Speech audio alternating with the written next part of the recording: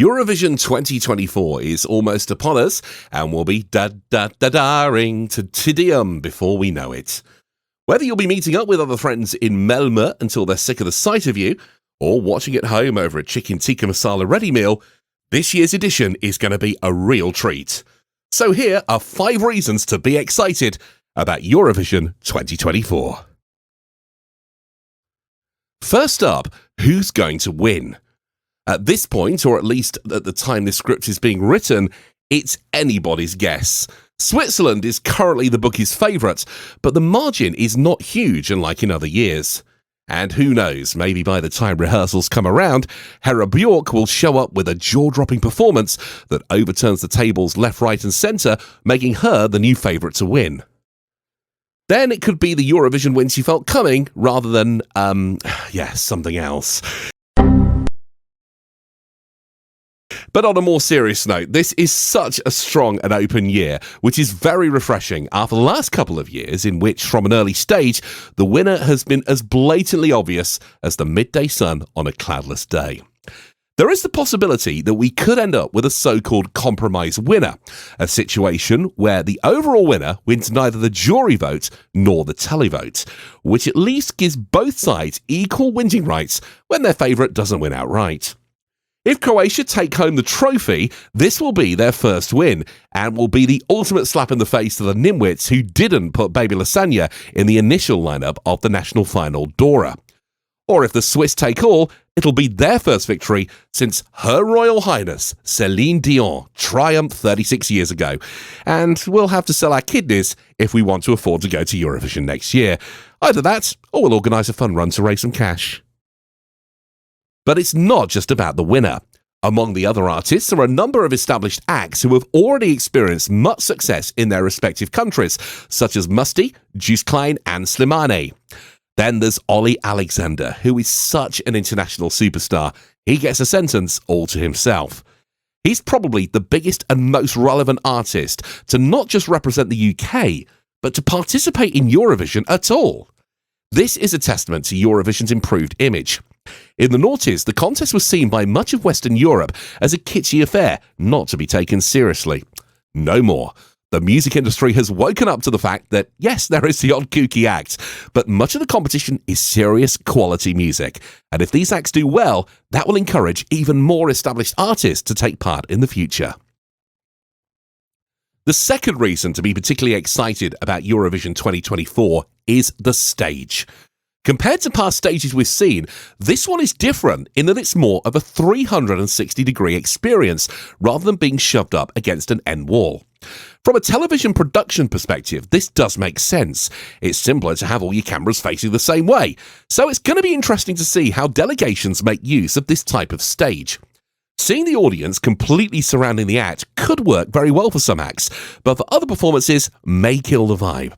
There's lots of technical toys for each country to play with and lots of ways to get creative with this new setup. We can't wait to see how each act uses this most unique of stages. For the third thing to be excited about, please stand as we welcome Her Majesty Queen Petra. Ah yes, a Swedish Eurovision would not be complete without Petra Mede. Despite having cut and run from SVT for another broadcaster and some recent health issues, she is back where she belongs, hosting the Eurovision Song Contest. Petra has big boots to fill, namely her own and those of Hannah Waddingham too, because she was extraordinary. As to who was best, well, that's probably a discussion best avoided. There's more than enough civil war going on in the fandom as it is. But with Edward Afzelian back at the scriptwriting helm again, Petra, and therefore us, are in good hands. Next up is ABBA.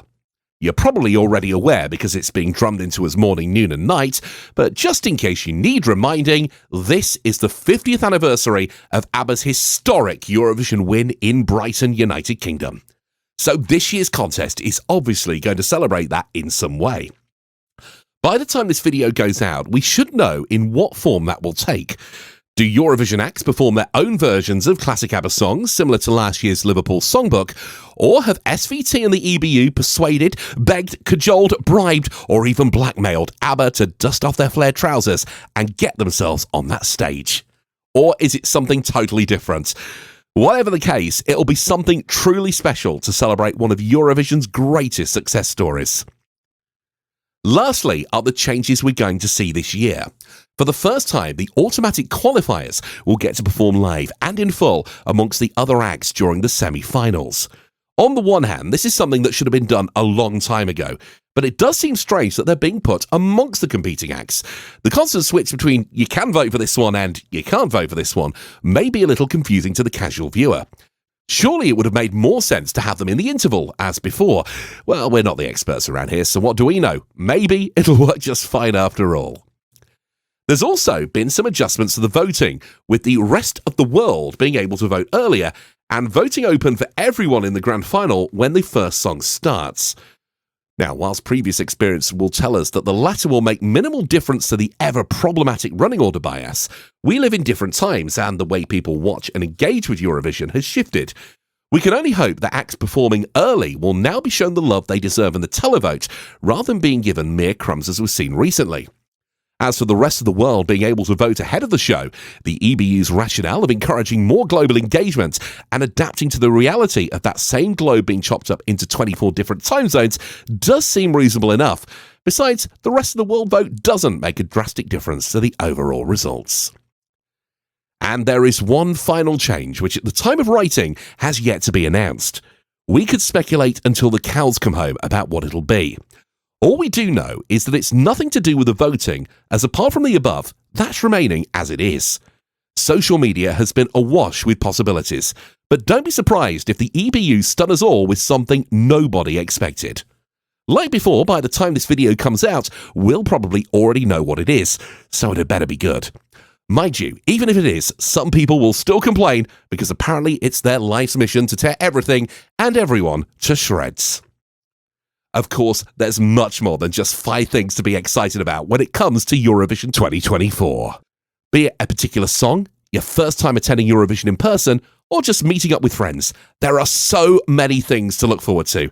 And afterwards, we can get our microscopes out and analyse it all, commiserating robberies, celebrating achievements, and updating those nerdy spreadsheets we all love.